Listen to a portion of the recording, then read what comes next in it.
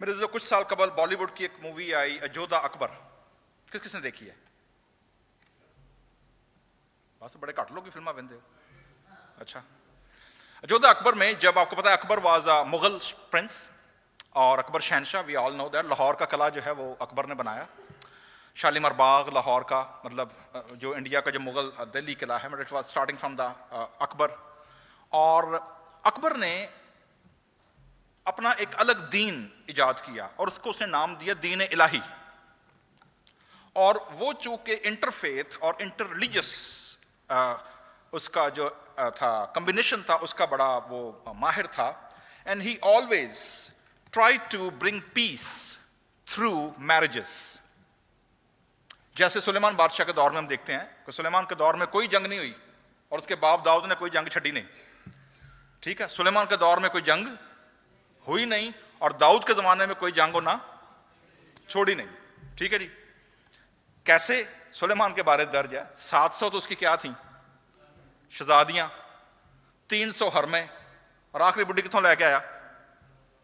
मिस्र से। मिस्रों तो जवाई ने किने लड़ना ही? सारे इर्द गिर्द कौमां दा की सी? प्राणा जवाई भाई। ठीक है, तो लड़ना कि नहीं? सो अकबर ने क्या किया, योद्धा जो थी वो मरहटों की शहजादी थी और मरहटों के साथ उसको इंडिया की जो मुगल रियासत थी उसमें अमन कायम रखने के लिए जरूरी था कि वो मरहटों की जो बगावत है उसको क्या रखे, दबा के रखे। उसके लिए जरूरी था यहां तो लड़े और यहां की कर ले, रिश्तेदारी कर ले। तो अल्टीमेटली चूंकि मुगल शहनशाह था, लड़ाई होती तो अगर मरहटे बहुत सारे मारे जाते, तो उसने कहा जी ओके, जो योद्धा जो वहां की प्रिंसेस है, शादी का रिश्ता भेज दिया। ऑब्वियसली मरहटों ने क्या कर लिया, उसे कबूल कर लिया। लेकिन चूंकि योद्धा शहजादी थी, उसने कहा जी मैं, और जहां मेरी शर्तें हैं कि मेरे लोग नहीं मारे जाएंगे और इतनी सालाना मेरे शहर को, मेरे मुल्क को, मेरे कबीले को मदद दी जाएगी, लेकिन एक शर्त उसने और रखी और वो बड़ी दिलचस्प है। उसने कहा जी मैं चूंकि मुसलमान नहीं हूं, लेकिन मैं मुगल शहनशाह जो मुसलमान है उसके घर शादी करके जा रही हूं, मुझे ये इजाजत दी जाए कि जो मेरा महल अलग से बनेगा उसमें मेरी मंदिर और मेरी पूजा पाठ के लिए मुझे मना नहीं किया जाएगा। एंड दैट्स हाउ जो हिंदुइज्म की जो प्रैक्टिसेस थी that entered into the royal court. और यूं लोगों के सामने बहुत सारे ऑप्शन थे कि भाई वो किसी भी एक मजहब का क्या कर लें, चुनाव करके जहां मर्जी चले जाएं। And that's how the beginning of the दीन इलाही। बल्कि अकबर बादशाह ने तो यहां तक कह दिया जी अल्लाहू अकबर, मेरे नाम की क्या दी जाए, अजान दी जाए।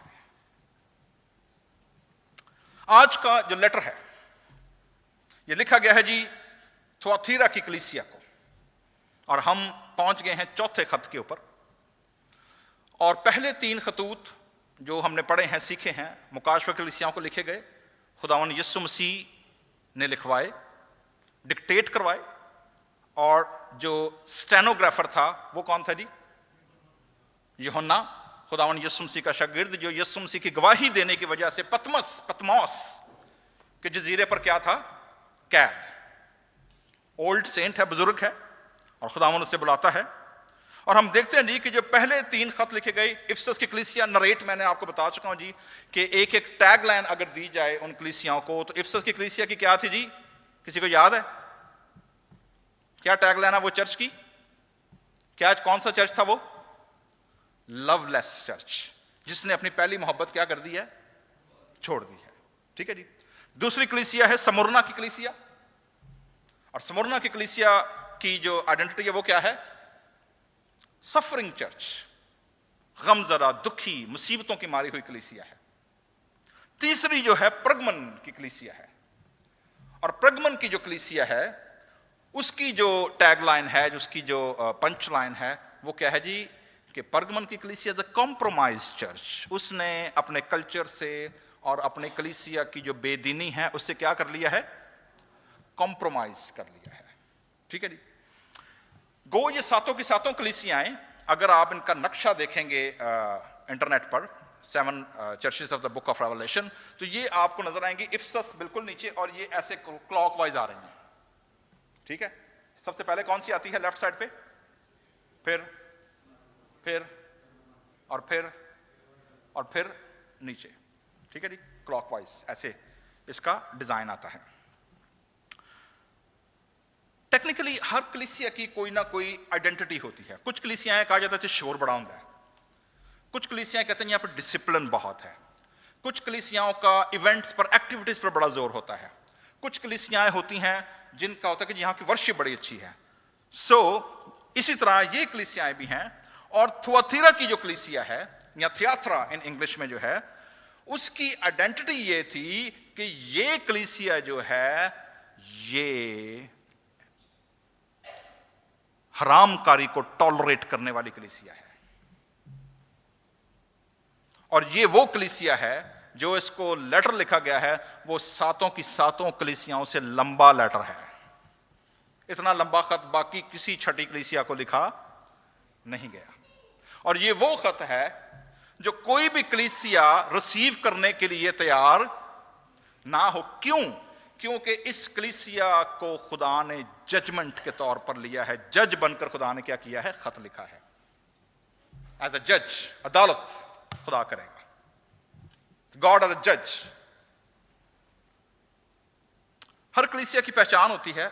आपका क्या ख्याल है, अगर लोग हमारी कलीसिया आर्टिशिया सिटी चर्च के बारे में बात करें, जी ये कलीसिया वहां पर है, तो हमारी कलीसिया के बारे में लोग क्या कहेंगे? जी यहां पर कौन सी चीजें अच्छी और बुरी हैं? एक अच्छी गल तो एक बुरी गल, टू बी ऑनेस्ट। हाँ जी, बुरी है। ओके, चलो एक तो अच्छी आ गई जी, हम बुराई दसो। नहीं वो तो दस छड़िया ना, बुराई हम दसनी। हाँ जी, चर्च आने का। अच्छा, फिर अच्छा, इबारत लंबी हो जाती है। अच्छा जी, ठीक है जी, वो कह रहे हैं ये इबारत लंबी हो जाती है। एक इंडियन मूवी कितने घंटे की होती है? असी पूरी फिल्म जितना टाइम देने हैं, ठीक है जी, रोटी खान तक। Anyway, that's fine, honest. And anybody else? तो जी एक अच्छी आई आ गई और क्या आ गई? बुराई आ गई, ठीक है जी, ओके जी। जियोग्राफिकली जैसे मैंने पहले बताया जी कि ये रोमन रोड पर वाकया थी। और रोमन रोड वो रोड है जो रोमी हुकूमत ने, जब वो एशिया माइनर, आज का जो तुर्की है, इस्तांबुल और अजमीर और सारे वो जो इलाके हैं, that was a Roman road. Europe के जरिए से जो तुर्की जो था, ब्लैक सी, एजियन सी जो है, उसके जरिए ये उसके किनारे चारों पांचों शहर क्या थे? वाकया थे जी, ठीक है। क्योंकि ये रोमन रोड था, रोमन रोड का मतलब है every church has a significance, geographic, political, religious and economic importance. क्योंकि जो रोम का शहनशाह और रोम का जो रिलीजन है, that was flourishing in these areas. और चूंकि मोस्टली सी पोर्ट थी, इसलिए इंटरनेशनल सिटी था। और अर्थमस देवी का मंदिर हो, चाहे इफ्सस का, चाहे वो डयाना देवी का मंदिर हो स्मरना के अंदर, चाहे वो परगमन के अंदर मोनोगमस या प्रेगमस, जो जो जो गैमोस है, गैमोस का मतलब है जी शादी, जहां से मोनोगमस वर्ड निकला है। मोनोगमस मतलब यकजोजगी, एक शादी, और पोलिगमस मतलब बहुत सारी शादियां, ठीक है जी। So that is प्रेगमस। प्रेगमस जो है, प्रेगमन को बताया गया जी।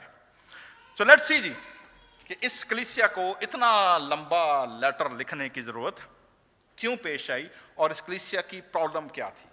आपको याद है जो फ्रेमवर्क है सातों कलीसियाओं का, वो क्या है जी? मैंने बता चुका हूं आपको, 3C है। इंट्रोडक्शन है खुदावंद यीशु मसीह का, और हर कलीसिया को यीशु मसीह ने अपना फर्क तारुफ दिया है according to the need of the church. उस तारुफ के बाद कमेंडेशन है, कमेंड किया गया है, तारीफ की गई है जो वो कर रहे हैं, ठीक है। और उसके बाद क्रिटिक की गई है, शिकवा किया गया है, गिला किया गया है, शिकायत की गई है, सरजनश की गई है, डिसिप्लिन किया गया है। और उसके बाद उनको कमांड दी गई है, हुक्म दिया गया है, एडवाइस दी गई है, एंड देन रिवॉर्ड। आउटलाइन देख लिया आपने, ठीक है जी। क्या आउटलाइन है खत की? पहले क्या है?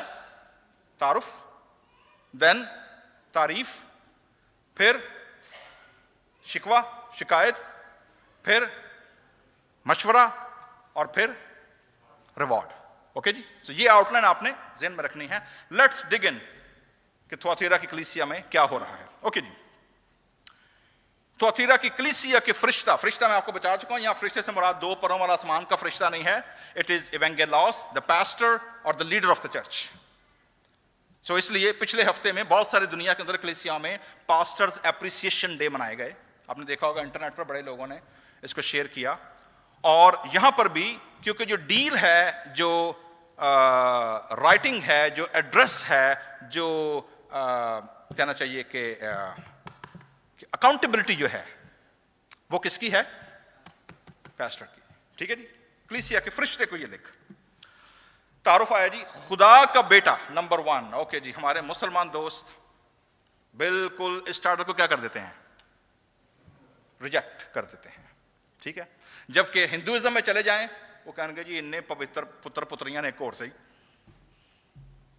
There are various intercultural studies के अंदर बहुत सारे लोग कोई टोटली रिजेक्ट कर देते हैं और कोई खुशी से क्या कर लेते हैं? एक्सेप्ट कर लेते हैं जी। खुदा का बेटा, तो खुदा के बेटे से मुराद यहां पर जी the one and only God, खुदा का बेटा है। जबूर नंबर 2 जो आज आपके सामने तलावत किया गया, आपको याद है, वहां पर जबूर नवीस, खुदा का पाक रूह जबूर नवीस के वसीले कहता है, तू मेरा बेटा है, आज तो मुझसे क्या हुआ? पैदा हुआ। और जब खुदावन यीशु मसीह बपतिस्मा लेकर पानी पर ऊपर आते हैं, आसमान से ये आवाज आती है कि ये मेरा प्यारा बेटा है जिससे मैं खुश हूं। तो खुदा का बेटा और खुदा के बेटे से मुराद हम सब जानते हैं, यूहन्ना की इंजील पहला बाब बयान करता है कि वो ना इंसान के इरादे से, ना खून और गोश्त से, बल्कि वो खुदा से क्या हुए हैं? पैदा हुए हैं। Those who believe they become sons and daughter of God. तो खुदावन यीशु मसीह का तारुफ क्या दिया गया है? किसका बेटा? खुदा का बेटा, जिसकी आंखें आग के शोले की मानंद हैं। आग के शोला जहां पर आएगा और पांव खालस पीतल के हैं, जो रॉड है, जो मेटल है। Metal mostly use, fire and metal are mostly use for battles. किसके लिए इस्तेमाल होते हैं वो? जंगों के लिए, लड़ाई के लिए, जजमेंट के लिए। और खुदा का बेटा जिसकी आंखें जी, बार बार खुदा का जिक्र किया गया है। तवारीख की किताब में दर्ज है, सुलेमान जब दुआ करता है हैकल की तकदीस के लिए, और वो हैकल को तकदीस करते हुए कहता है, ऐ खुदावन तेरी आंखें इसकी तरफ क्या रहें? लगी रहें। हिस्कियल नबी जब बाबली असीरी में जब खुदा का मुकाशफा देखता है पहले बाब के अंदर, तो लिखा है जो विजन देखता है उसमें आंखें ही आंखें, आंखें ही आंखें हैं चारों तरफ। एक जगह और बाइबल मुकद्दस में दर्ज है कि खुदा की आंखें इस जमीन की सैर करती हैं, देखती रहती हैं कि उनकी इमदाद में उनकी मदद करे जिनके दिल खुदा की तरफ क्या है? रास्त हैं, सीधे हैं। So God's eyes, it's not two eyes, it's always multiple eyes.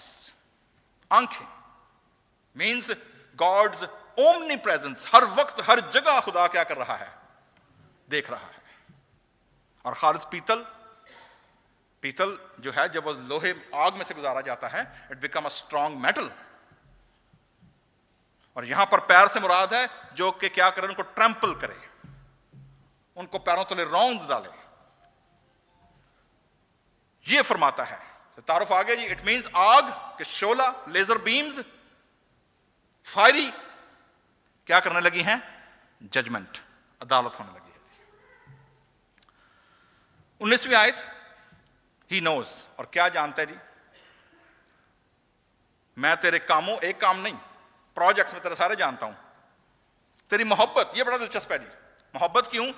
ये वो गिफ्ट है जो इफसस की कलीसिया के पास नहीं है। दिलचस्प बात है। इफसस से क्या शिकायत है यीशु मसीह को? तूने पहली मोहब्बत क्या कर दी है? जबकि इस कलीसिया को खुदावंद कह रहा है कि मैं तेरी मोहब्बत को भी क्या करता हूं? जानता हूं। और ईमान तेरा मजबूत है।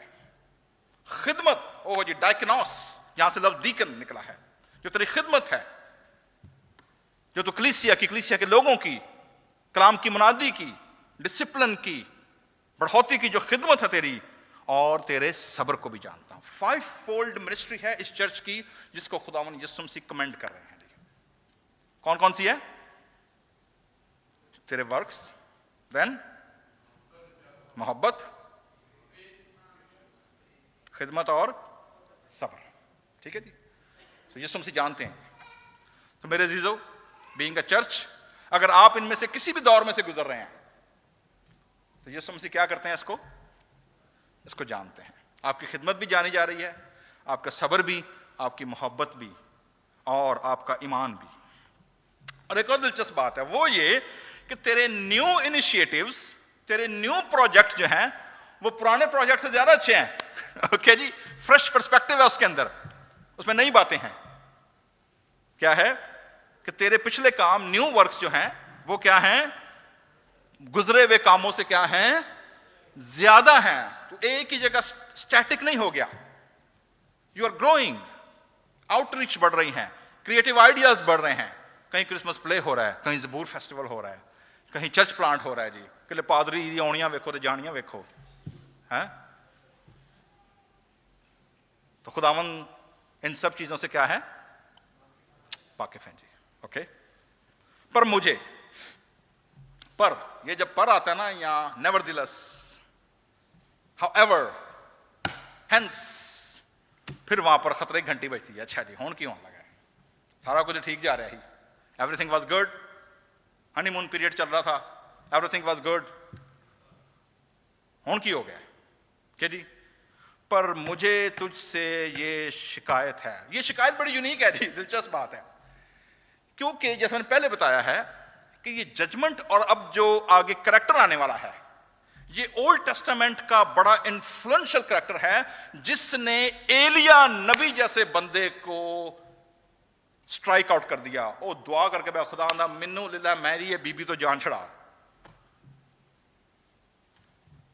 एलिया नबी वर्गा बंदा, जिसने बाल के 450 नबियों को एक हल्ले में क्या किया। 3.5 साल तक एक बंदा दुआ करता रहा, आसमान क्या हो जाता है? बंद हो जाता है। और एक बंदा उस औरत के खौफ से डर कर खुदा नूं कहंदा, खुदावंदा ऐ जिंदगी नाल बेहतर है तू मैनूं की कर, तू मैनूं मार ही दे। लेट्स सी कि जी क्या हो रहा है। तूने 20वीं आयत, उस औरत एजबल को रहने दिया है, टॉलरेट कर रहा है। तू क्या कर रहा है जी? तू टॉलरेट कर रहा है, तू गुजारा कर रहा है, तू उसको ढील दे रहा है, उस औरत एजबल को। सवाल यह है, was this a literally lady और this is just a symbolic, the spirit of Jezebel? एक ख्याल गालिब है जी, आप कहेंगे ये थियात्रा की कलीसिया कायम कब हुई, किसने कायम की? आपको सबको याद है ना कि मेजॉरिटी जो काम था वो किस चर्च में हो रहा था जब पौलुस रसूल गए हैं? कहां से शुरू हुआ एशिया का काम? पहला खत किसको लिखा गया? इफिसस को। तो पौलुस रसूल कितने साल वहां रहे? तकरीबन 2.5 साल। और लिखा है 2.5 सालों में ना सिर्फ थियोलॉजिकल स्कूल वहां कायम किया, बल्कि लिखा है पूरे एशिया में खुदा का कलाम क्या होता चला गया? फैलता चला गया। थुआतीरा का अगर जिक्र आपको बाइबल मुकद्दस में कहीं और मिलेगा तो सिर्फ एक रेफरेंस है, और वो है रसूलों के अमाल 16वें बाब के अंदर आपको लिडिया नाम की एक औरत मिलती है जी।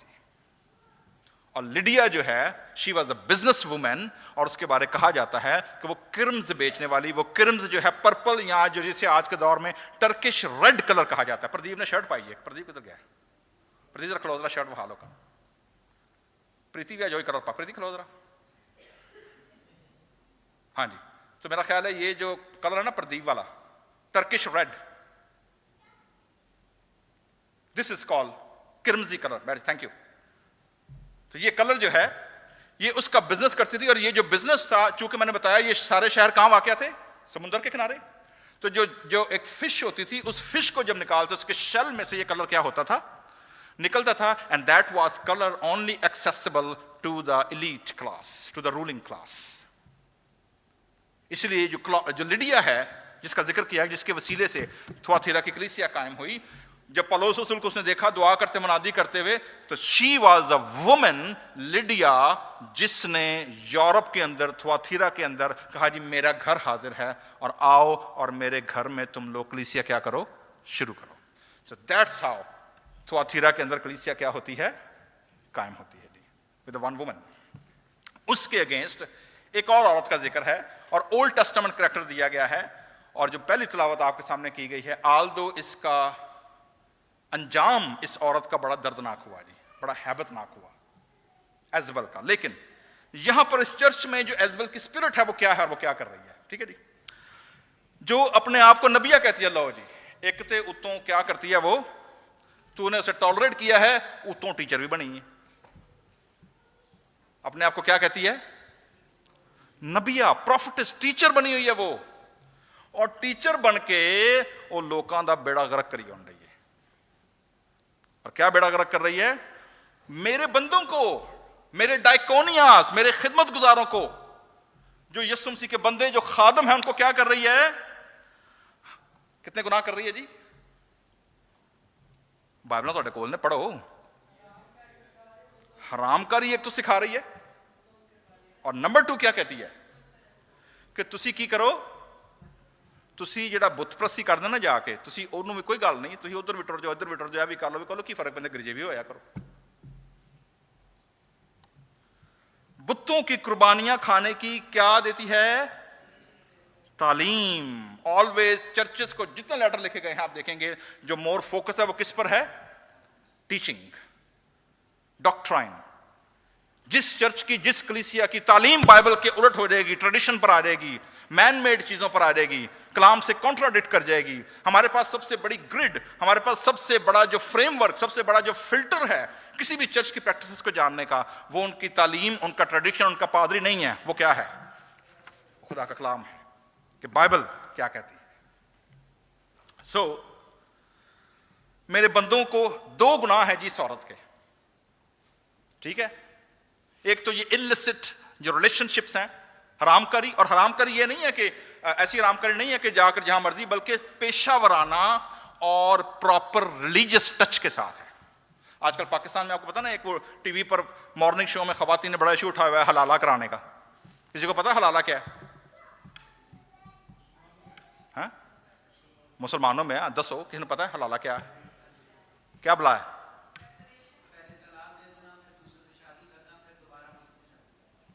ठीक है जी, बात सिर्फ शादी तक होती फिर भी ठीक सी। वो कहते हैं जी पहले बंदे के तलाक हो गए, दूसरे बंदे से ब्याह करके और उसके साथ हम बिस्तरी करके फिर ब्याह करोगे, वरना हलाला नहीं होना। ये टोटली बाइबल मुकद्दस जो है, दिलचस्प बात, अगर आप यही लॉ शरीयत में देखेंगे, ये बिल्कुल उसके उलट है। और कुछ लोग कहते हैं जी ये जो है ये मुकद्दस किताब में नहीं है, लेकिन अगर आप चैप्टर 2 और उसकी वर्स मेरे ख्याल 62-63 है, this is directly from the holy book of the Islam, direct quotation. So हरामकारी और बुतों की कुर्बानियां खाने की तालीम देकर सीधे राह पांदी है। क्या लिखा जी आगे, गुमराह करती है, अपने आप को नबिया भी कहती है, अपने आप को टीचर भी कहती है, और पता बताने को है कोई नहीं, उधरों लिया, इधरों लिया, इधरों लिया, उधरों लिया, और आगे फड़का देता, और लोगों ने जो मर्जी गुमराह करी जा रही है, किए जा रही है, without any teaching, without any doctrine and without any discipline. मैंने उसको तौबा करने की मोहलत दी, ये खुदा का फजल है जी। God's grace, universal grace is always there. खुदा हमेशा लोगों को तौबा करने की क्या देता है, मोहलत देता है जी, हर वक्त। राइट अवे खुदा नहीं करता, ऑलवेज प्रीचर्स के जरिए, टीचर्स के जरिए, सोसाइटी के जरिए से, किताबों के जरिए से, कोटेशन के जरिए से, लोगों के जरिए, रिश्तेदारों के वसीले खुदा कहीं ना कहीं लोगों को क्या कर रहा होता है, मोहलत, टाइम, रीथिंक करने का टाइम दे रहा होता है। जब नहीं करते, मगर वो अपनी हरामकारी से तौबा करना नहीं चाहती, वो चाहती नहीं है, उसका करैक्टर ही नहीं है, उसके अंदर ये बाय डिफॉल्ट प्रॉब्लम है। कुछ लोग मुझे अक्सर कहते हैं पारिस साहब फलानी गल ठीक नहीं हो सकती, फलाना बंदा ठीक नहीं हो सकता। हमारे पंजाबी उर्दू में एक मिसाल है, किसी ने कुत्ते की दुम दबा दी, सीधी हो जाएगी, वो की रही, वो पुठी दी पुठी रही, टेढ़ी टेढ़ी रही। तो कुछ चीजें जो टेढ़ी हैं वो सीधी नहीं होती। तो यहां पर भी ये जो करैक्टर है, इसको मोहलत दी गई है तौबा करे, लेकिन वो तौबा करना नहीं चाहती। तो देखते हैं जी, आइए पुराने अहदनामे में ये जो एजबल का करैक्टर है, आखिर इसको यहां पर न्यू टेस्टामेंट के अंदर क्यों कोड किया गया और थियातीरा की कलीसिया ने इस औरत को कैसे ट्रीट किया है, यहां उसकी स्पिरिट को कैसे ट्रीट किया है। Let's go back to Old Testament, जो हमारा पहला रेफरेंस था।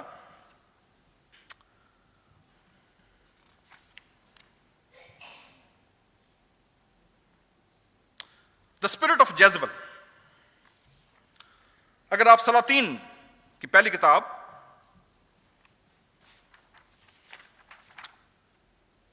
दूसरा सलातीन 9वां बाब और फिर सलातीन की पहली किताब, मैं चंद रेफरेंस आपको दूंगा, पढ़ेंगे नहीं, आप सिर्फ बाद में देख सकते हैं। मैं सिर्फ आपको चंद की पॉइंट बताऊंगा कि इस औरत का करैक्टर क्या था, वेयर डिड शी कम, उसने किया क्या, और जो मारी वो जिस तरह गई वो हमने पढ़ा है, लेकिन हम देखेंगे इसको जी। ओके जी। According to the book of Kings, Jezebel या एजबल ये जो फिनिशियन प्रिंसेस थी जी, और इसकी शादी हो गई जी अखीब बादशाह के साथ, जो कि यरूशलेम का क्या था, बादशाह था। ठीक है। The seventh king of the northern kingdom of Israel, 7वां बादशाह था ये, किसका, शुमाली सल्तनत का। और उसने तकरीबन 9वीं सदी यीशु मसीह से पैदा होने के 900 साल पहले इसराइल पर क्या की, हुकूमत की जी। ठीक है। इसका जो बाप था जी वो सैदानियों का हाई प्रीस्ट था, he was a high priest, Ethbaal उसका नाम था। और जजबल जो थी ये जो कनानियों का देवता बाल था, इसके बाप का नाम मैंने बताया ना क्या था, एतबाल, मतलब बाल का गुलाम, बाल के नाम से जाना जाने वाला, इसलिए इसका नाम क्या रखा, एजा बाल। ठीक है जी, एजबल। और जो उनका जो देवता बाल था वो उसकी प्रोहत की, हाई प्रीस्ट की बेटी थी। और इसकी जो कहानी है वो इसकी ट्रचरी, इसकी जो चालाकी और मकारी थी इस औरत की, जो मैनिपुलेशन की आदत थी, लोगों को कंट्रोल करने की और लोगों को धोखा देने की और कत्ल करने की और मैनिपुलेट करने की, वो वजह से जानी जाती थी। नंबर 2, इसने जो काम किया, इसने इस्राएल के खुदा की जो प्रस्तश थी उसको इसने करप्ट कर दिया। करप्ट कैसे किया?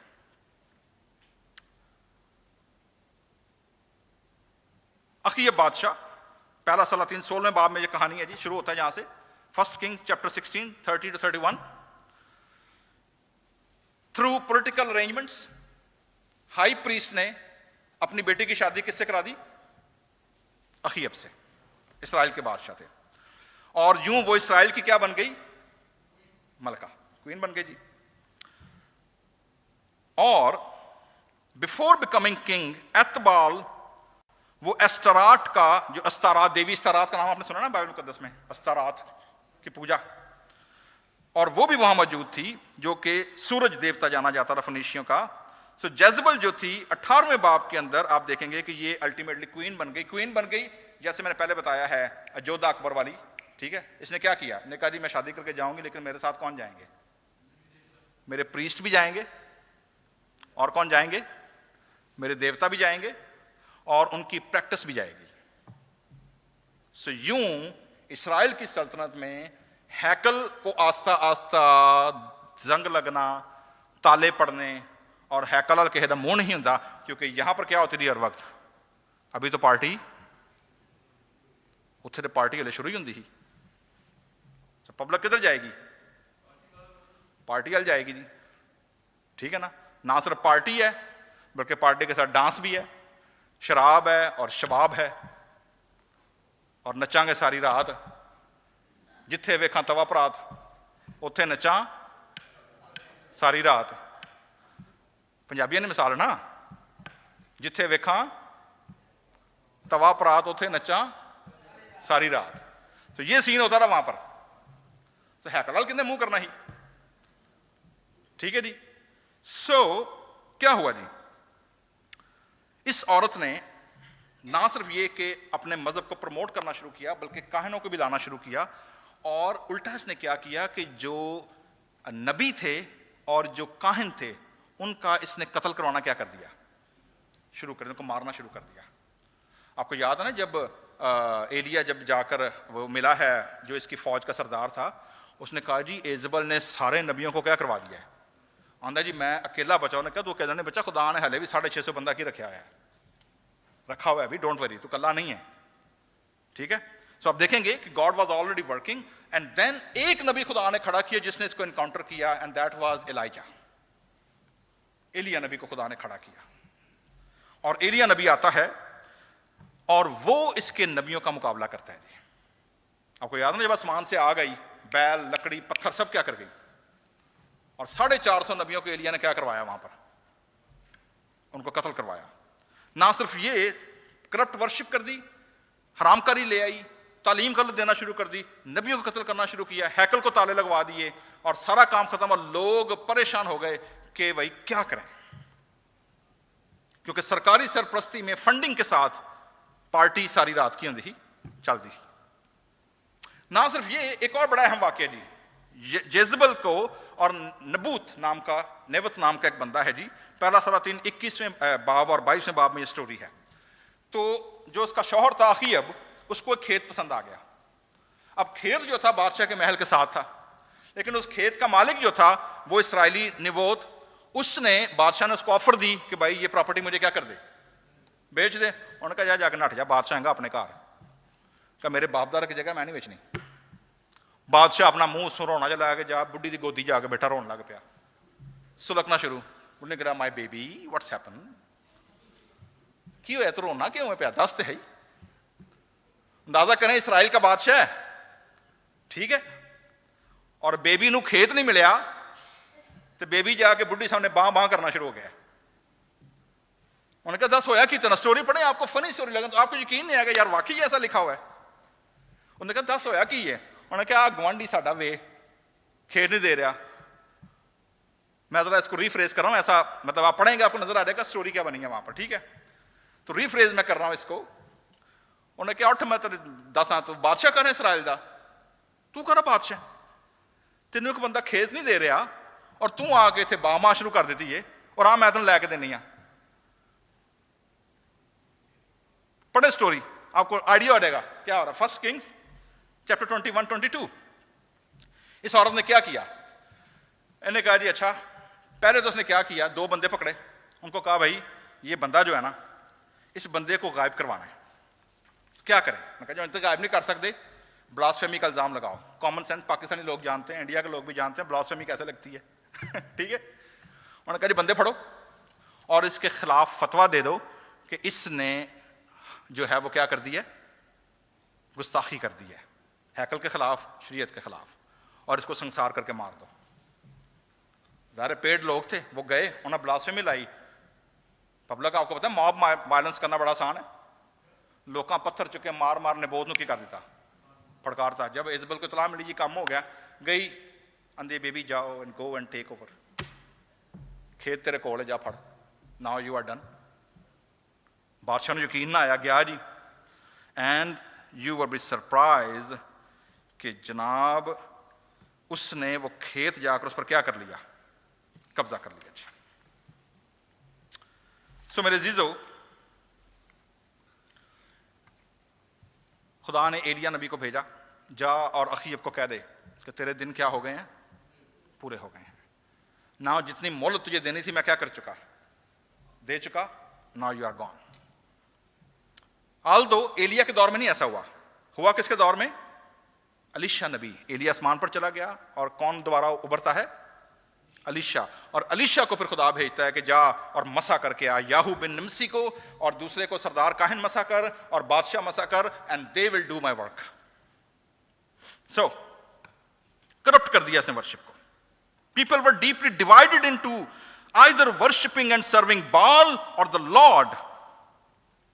तो जो इसके गुनाहों में 5 गुनाह हैं जी। नंबर 1, द प्रमोशन ऑफ आइडोलट्री, हरामकारी को इसने, रिलीजियस फॉर्निकेशन को इसने प्रमोट किया, खुदा के नबियों को कत्ल करवाया, हर मैनिपुलेशन एंड कंट्रोल, हर जगह इसको क्या होता रहा, मेरी गल में नहीं जाए, जो मैं कह रही हूं माई वे और नो वे, ठीक है जी। Manipulation, control. Jezebel is often depicted as a manipulative and controlling figure who influenced her husband, King Ahab, to engage in unrighteous and unjust actions. Her influence over Ahab contributed to the deterioration of moral and spiritual values in Israel. Israel की पूरी जो society थी अखलाकी तौर पर और मजहबी तौर पर क्या हो गई? पस्त हो गई, बर्बाद हो गई, खत्म हो गई. And that's where God raised his prophets. खुदा ने नबियों को खड़ा किया. And that's how revival आता है जी.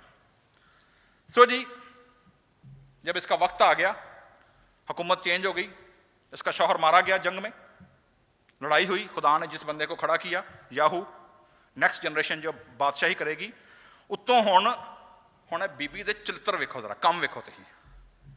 हुण दा आखिरी टाइम आने लगा, लेकिन जरा इसकी स्टोरी सुने, बड़ी दिलचस्प स्टोरी है. मैंने इसका नाम रखा, टाइटल रखा जी, मेक ओवर बिफोर मर्डर. आखिरी फाइनल टचेस मेकअप के क्या क्या हैं.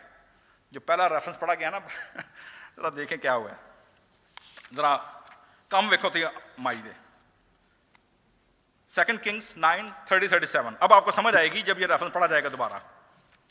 इस बैकग्राउंड में हुण इहदा हशर की होने लगा है, पर अभी भी उसने सोचा जी कि शायद आखिरी तीर की हो जाए, चले जाए. ठीक है जी. क्या रेफरेंस बताया जी मैंने? 2 किंग्स चैप्टर 9. मिल गया जी. वर्स 30. ओके जी. और जब याहू यज़राइल में आया, जहां पर महल था, तो इज़बल ने सुना. सुन लिया जी माई ने की हो रहा काम ऑन. ठीक है. और फुल फाइनल फ्लैशेस, अपनी आंखों में सुरमा. आगे क्या है? सर संवार कर. फुल कितने महंगे मेकअप वाले को हो गया ये नहीं है. खिड़की से क्या करने लगी? उन्होंने देखा जी शायद आखिरी जो बंदा आ रहा है ना, शायद इन्हों किस तरीके ट्रैप कर लिया हूं. लेकिन उसे पता नहीं था कि टेबल क्या हो चुकी है, टर्न हो चुकी है जी.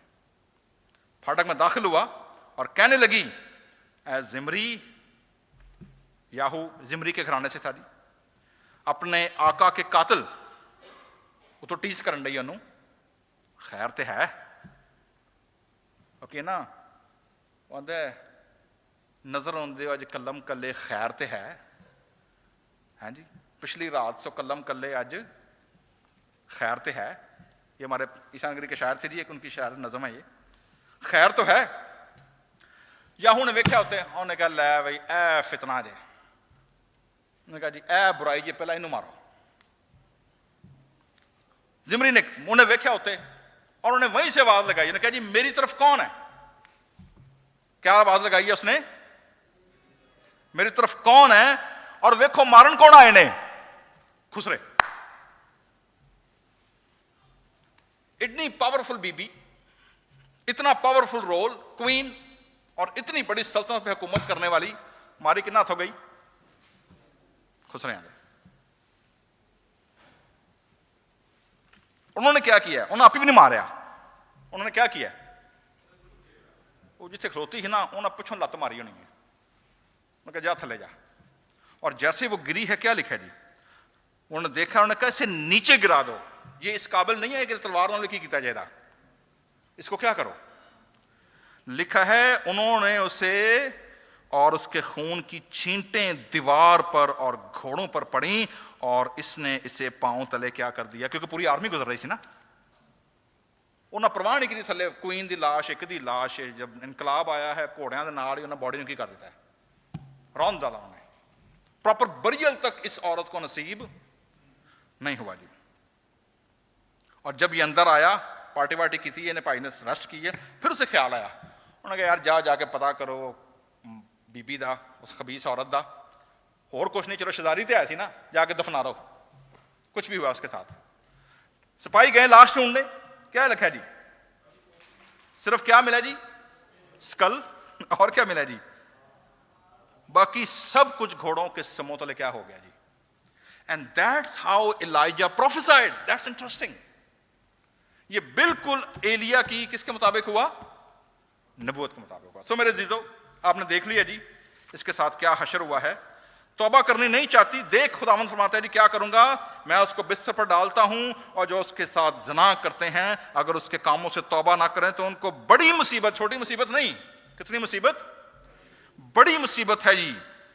और मुसीबत में क्या होगा, उसके फर्जंदों को, उसकी जनरेशन को, उसके शागिर्दों को, जो उसके पैरोकार हैं, जो उसकी बात सुनते हैं, पीछे चलते हैं, उनको मैं क्या कर दूंगा, जान से मार डालूंगा, छड़ेगा नहीं खुदा। जजमेंट। क्यों? वजह इसकी क्या है, सब कलीसियाओं को मालूम होगा। सॉरी, ये लेटर किसको लिखा गया है, कलीसिया को, चर्च को लिखा। याद रखिएगा, बगैर कौमों को नहीं लिखा गया, किसको लिखा गया है, चर्च को। इसका मतलब यह हुआ कि हर दौर में एजबल की स्पिरिट किसी ना किसी कलीसिया में क्या कर रही होती है, काम कर रही होती है। सब कलीसियाओं को मालूम होगा कि गुर्दों और दिलों का जांचने वाला मैं ही हूं और मैं तुम में से हर एक को उसके कामों के मुआफिक क्या दूंगा, बदला दूंगा। गॉड इज अ राइचस जज, खुदा बदला देता है जी। मगर अब जी तारीफ होने लगी है बाकी लोगों की, तो ये तो वो लोग हैं जो किसके पीछे चल पड़े हैं जी, एजबल के पीछे, उसके शागिर्द बन गए हैं, उसके साथ पार्टियां करते हैं, उसके साथ जनाब हरामकारी करते हैं, उसके साथ बुतों की कुर्बानियां खाते हैं और गिरजे भी आवाड़ देने। ये आपको मिली जुली भीड़ हर वक्त हर जगह नजर आएगी, चाहे बियाबान की कलीसिया हो, चाहे फर्स्ट सेंचुरी की कलीसिया हो, चाहे 5वीं सदी की हो, 15वीं सदी की हो, या 21st सेंचुरी की हो, आपको मिले जुले लोग हमेशा कहां नजर आएंगे, कलीसिया में नजर आएंगे। मगर तुम थुआतीरा के बाकी लोगों से जो उस तालीम को नहीं मानते, उस डॉक्ट्राइन को, उस फिलॉसफी को, और उसके पीछे नहीं लगे, नहीं मानते, वो ऐसे भी लोग हैं, ठीक है, सारे एक वजह नहीं मानते, और उन बातों से जिन्हें लोग शैतान की गहरी बातें कहते हैं, ना वाकिफ हो। शैतान की गहरी बातें मुराद था दी कि तुम लोग अगर पार्टी में आओगे तो जो एक्सपीरियंस तुम्हें मिलेगा, जो ट्रांस तुम्हें मिलेगी, और जो तुम हरामकारी करके जो तुम्हें लज्जत और लुत्फ मिलेगा, वो गहरी बातें हैं। वो हर बंदे नहीं पता नहीं क्या है जी, नहीं तो नहीं पता है गल दा, उत्थे इंज हुंदा है, और जी मैं उत्थे इंज वेख्या, उत्थे इंज हुंदा ही। सो गहरी बातें, और है किसकी बातें, शैतान की बातें। अलबत्ता मशवरा बड़ा अच्छा है जी, this is one of the key phrase in the whole letter, और वो क्या है, जो तेरे पास है क्या कर, उसे थामे रहे। अपना गिफ्ट, अपनी प्लेस, अपनी ब्लेसिंग अपने हाथ से जाने ना देना। जो तेरे पास उसे क्या रहे, थामे रहे। बड़े लोग ने नाराज होकर, जी मैं गिरजे नहीं जाना, जी मैं खिदमत नहीं करनी, उथे इंज हुंदा है, उथे। आप लोगों को ना देखें, आप किसके लिए आते हैं, आप खुदावंद के लिए आते हैं। तो खुदावंद क्या कह रहे हैं, एजबल को मानने वाले लोग भी हैं, लेकिन वो भी हैं जो उसकी तालीम को नहीं मानते। तो जो तुम्हारे पास है उसे क्या रहो, थामे रहो जी। जो गालिब आए, अच्छा जी, गलबा जो है याद रखिएगा, ये कॉन्करिंग से बढ़कर है। गलबे का मतलब है टेकिंग कंट्रोल, ठीक है। फतह और चीज है और गलबा कायम रखना और चीज है, ठीक है। और मेरे कामों पर अमल करे, मैं उसे कौमों पर इख्तियार दूंगा। आपने देखा ना जी, मुझसे मांग, ज़बूर दुआ में हमने क्या पढ़ा था, मुझसे मांग और मैं तुझे कौमें और उम्मतें तुझे दूंगा। खुदा क्या फरमाता है, और वो लोहे के आसा से उन पर क्या करेगा, हुकूमत करेगा। लोहे के आसा, आसा किसके पास होता है, शेपर्ड के पास। तो शेपर्ड है यहां पर, जो भेड़ियों से भी भेड़ों को बचाता है और उनको अच्छी चरागाहों में भी क्या करता है, लेकर जाता है जी। सो लोहे का स्ट्रॉन्ग आसा है।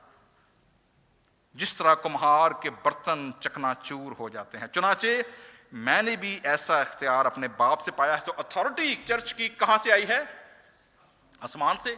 अथॉरिटी किसको दी गई है, बेटे को, और बेटे ने वो अथॉरिटी आगे किसको ट्रांसफर की है, कलीसिया, चर्च को अथॉरिटी दी गई है। और मैं उसे सुबह का सितारा, सुबह का सितारा से मुराद है जी खुदा का मुकम्मल इख्तियार और कंट्रोल। आपको पता है यीशु मसीह को कहा गया मुकाशवा आखिरी बाब के अंदर कि मैं दाऊद की असल नस्ल और सुबह का चमकता हुआ क्या हूं, सितारा हूं। और इसी को मलाकी नबी का जो आखिरी चैप्टर है वो कहता है, और आफताब सदाकत यानी सच्चाई का सूरज निकलेगा और उसकी किरणों से कौमों को क्या मिलेगी, शिफा मिलेगी। That is what is referring? सुबह का सितारा, जिसके कान हो वो सुने कि रूह कलीसियाओं से। आइए अपने सरों को झुकाएं।